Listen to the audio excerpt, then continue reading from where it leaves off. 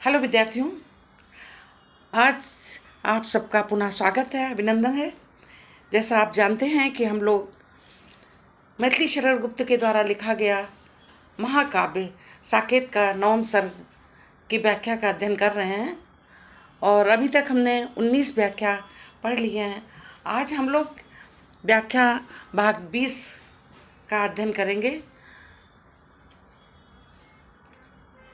सर्वप्रथम हम वाचन करेंगे, उसके बाद हम व्याख्या का पढ़ाएंगे।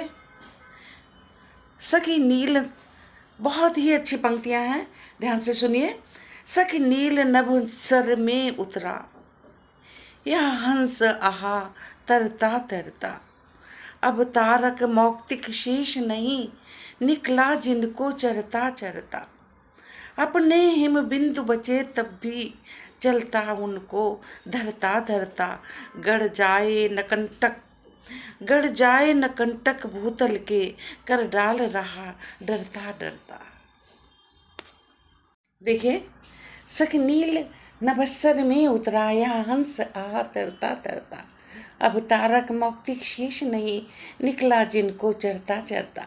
अपने हिम बिंदु बचे तब भी, चलता हूँ उनको धरता धरता। गड़ जाए नकंटक भूतल के, कर डाल रहा डरता डरता। प्रस्तुत पंक्तियां राष्ट्रकवि मैथिली शरण गुप्त के द्वारा लिखे महाकाव्य साकेत के नवम सर्ग से उद्गत है। प्रस्तुत पंक्तियों में राष्ट्रकवि मैथिली शरण गुप्त जी कहते हैं कि रात्रि व्यतीत हो गई है, आकाश में सूर्य का उदय हो रहा है और जो उर्मिला हैं उस उदय होते हुए सूर्य को देख करके वो कहती हैं अपनी सखी से कि हे सखी, वो मानवीकरण का आरोपण करती हैं इसमें प्रकृति का। वो कहती हैं हे सखी, हंस में जो सूर्य पर हंस का आरोप करती कहती हैं कि हे सखी, सखी नीले आकाश रूपी सागर में, नभस्सर माने आकाश रूपी सागर में जो सूर्य निकल रहा है, उतरा, वह हंस आहा तरता तरता। वो कैसा लग रहा है? हंस रूपी सूर्य जो है, सूर्य रूपी हंस उतर रहा है, उतरता तैरता ऊपर आ रहा है। अब तारक मौक्तिक शेष नहीं, और जब सूर्य निकलता है तो क्या है, तारे समाप्त हो जाते हैं। तो कभी कल्पना करता है, वो उर्मिला के द्वारा कह रहा है कि उर्मिला कहती हैं कि अब तारक, हे सखी देखो, अब आकाश में जो है, आकाश रूपी सागर में जो तारे निकले थे आकाश में, वो भी शेष नहीं रह गए हैं, क्योंकि ये जो हंस है ये मोतियों को, तारे रूपी मोतियों को भी चरता हुआ निकल आ रहा है। अपने हिमबंद बचे तब भी,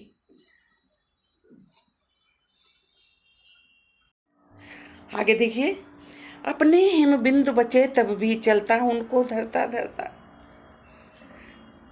कवि कह रहा है कि जो उर्मिला हैं वो कह रही हैं ये आकाश के सारे तारे जो है मोतियों को चरता हुआ निकल रहा है, अर्थात, और अब आकाश में एक भी तारा शेष नहीं रह गया है ना, चरता हुआ निकल रहा है, अब आकाश में एक भी तारा शेष नहीं रह गया।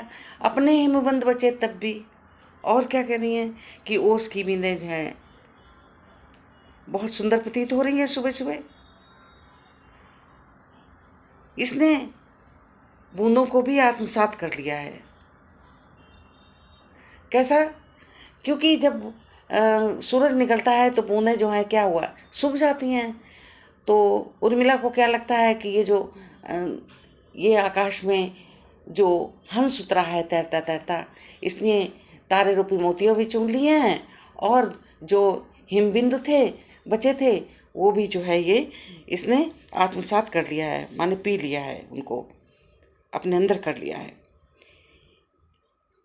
आगे देखिए, गड़ जाए न चलता उनको धरता धरता, गड़ जाए न कंटक भूतल के, कर डाल रहा डरता डरता।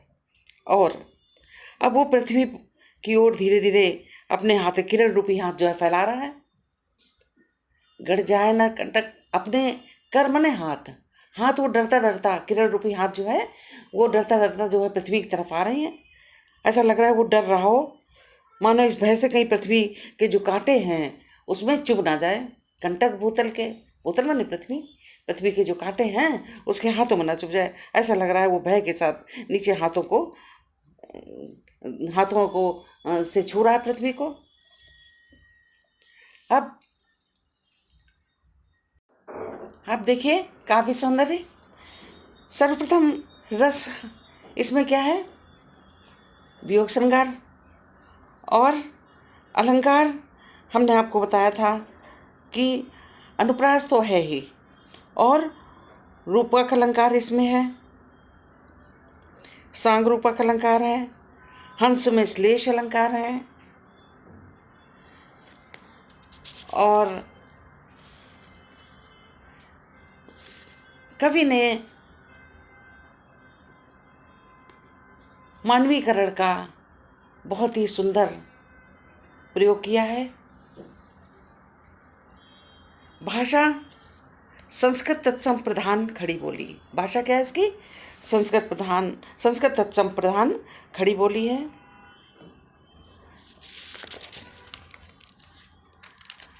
तो रस, छंद, अलंकार, भाषा, ये आपके काव्य सौंदर्य हो गए। अब आप कुछ शब्दों के अर्थ भी लिख सकते हैं, जैसे नभस्सर। नभस्सर माने ये आकाश रूपी सरोवर। आकाश को कवि ने क्या कह दिया, सरोवर बना दिया। उर्मिला कह रही हैं कि जो आकाश रूपी सरोवर है उसमें सूर्य रूपी हंस चला आ रहा है, तैरता तैरता ऐसा लग रहा है सखी, ये सखी ऐसा प्रतीत होता है। ठीक है। और तरता तरता, ये पुनरुक्त प्रकाश अलंकार इसमें है। जब एक ही शब्द दो या दो से अधिक बार आए और उसका अर्थ एक ही होता है तो क्या होता है, पुनरुक्त प्रकाश होता है। फिर हिम बिंदु। हिम बिंदु माने ओश की बूंदें। हिम बिंदु माने ओश की बूंदें। कंटक माने बहुत आसान है, आप पता भी होगा आपको, कंटक माने कांटे।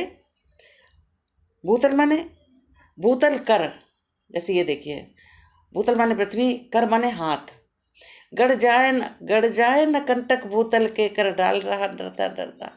वो सूर्य रूपी जो हंस है वो अपने किरण रूपी हाथ डरते डरते पृथ्वी पर ओर बढ़ा रहा है। किरणें आ रही हैं ना नीचे, तो वो डर रहा है कहीं ऐसा ना हो कांटे चुभ जाएं। ये है आपका, तो कर माने हाथ हो गया। ये आपका कंप्लीट हुआ। हम समझते हैं कि बहुत अच्छे से आपके दिमाग में बैठ गया होगा। धन्यवाद। अगली क्लास में फिर मिलते हैं।